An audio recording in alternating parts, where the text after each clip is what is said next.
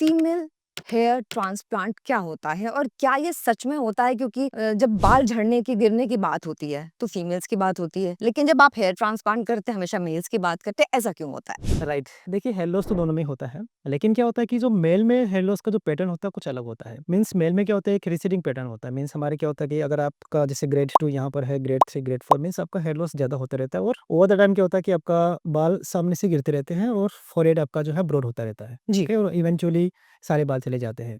लेकिन फीमेल्स में ऐसा नहीं होता है। फीमेल्स में जो पैटर्न होता है कुछ अलग पैटर्न होता है। उसमें क्या होता है कि आपका जो सेंटर वाले बाल होते हैं वहाँ से जाते हैं आपके बाल और वो हल्का से वाइड होते हैं। ओके, मीन्स 90-80-90% फीमेल्स के अंदर।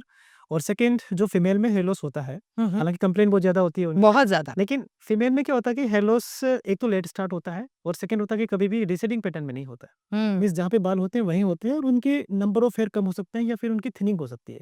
लेकिन उनका फोरहेड या उनकी जो हेयर लाइन होती है वहीं रहती है।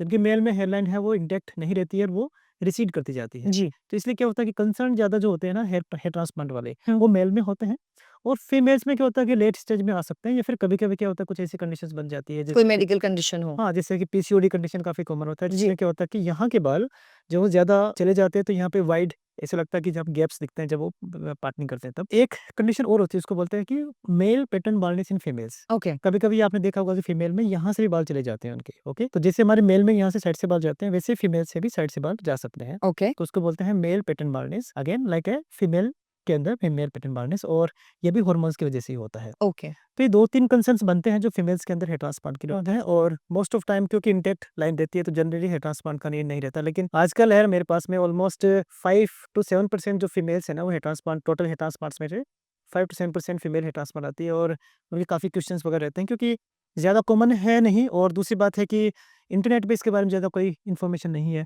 जी, बिल्कुल नहीं तो है। इसलिए काफ़ी क्वेश्चंस उनके रहते हैं।